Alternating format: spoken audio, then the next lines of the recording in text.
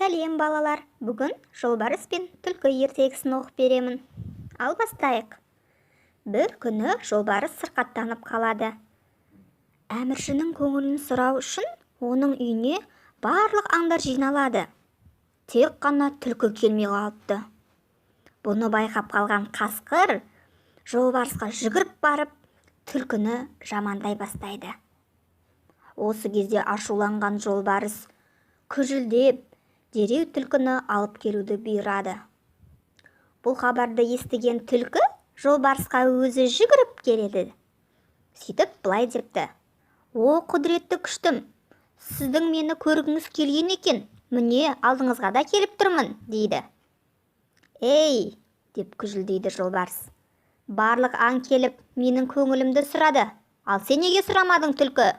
дейді. Құдіреттім, сіздің науқас екеніңізді мен барлығынан бұрын білдім. Содан сізге дәрі іздеп кеттім ғой", дейді. Солай ма?" деп жолбарыс сабасына түседі. Кәне көрдіңдер ме балалар?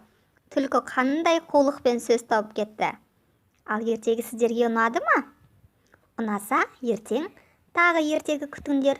Мен сендер үшін ең қызықты ертегілерді жинап оқып беремін.